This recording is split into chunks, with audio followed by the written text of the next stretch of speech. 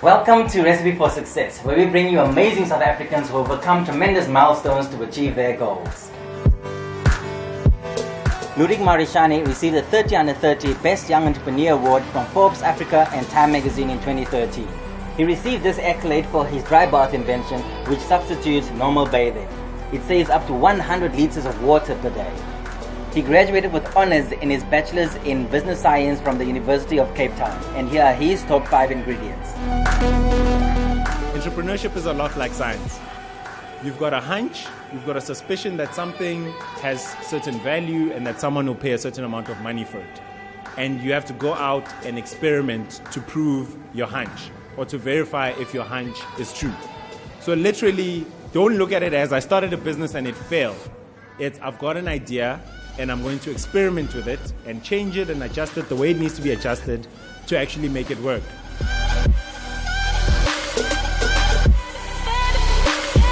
And it's never about the idea that you came up with, it's about the team that you're working with. So I would rather take a good team, an excellent executing team with a bad idea over a team with a good idea. So the most important thing for you to work on as an entrepreneur, and as if you start a business and you're actually working, even when you're working inside companies, you learn that it's the people that are the most important thing. It sounds like a cliche, but I'm telling you now, it is the most important thing. Having people you can trust, having people you can work with, having people who share the same values or the same dream or vision that you have. That's the toughest part of starting any business. And I can tell you this because I literally ran my business on my own till I was in third year. So for 6 years, I was running as a one-man operation. And I'll tell you now that I'd probably be a billionaire by now if I had a good team with me from day one.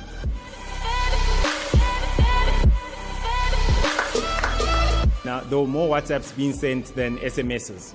And I included a quote from 2 to 3 years ago, by the MTN CEO. This is before WhatsApp was even acquired for $19 billion.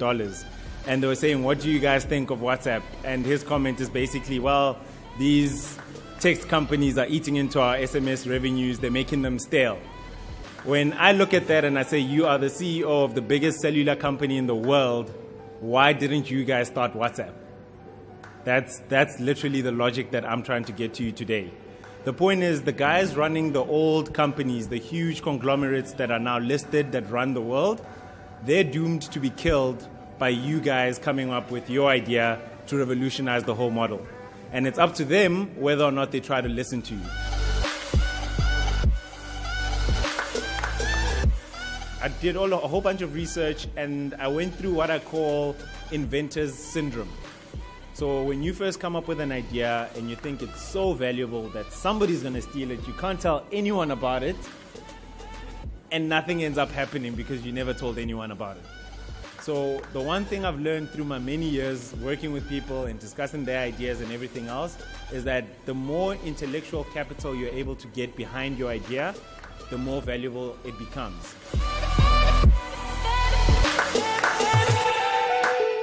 A lot of parents are complaining that they don't know what their kids are discussing on these platforms. So maybe they need a dictionary.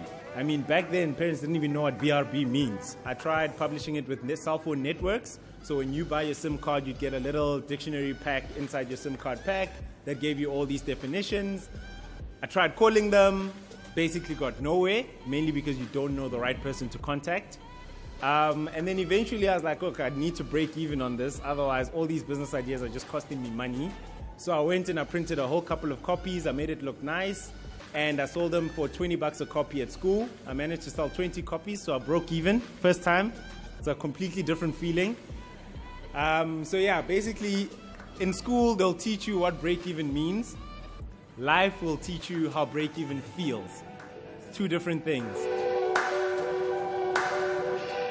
Thank you for watching this episode. Subscribe to stay up to date with our latest videos. Until next time, ladies and gentlemen, learn and do.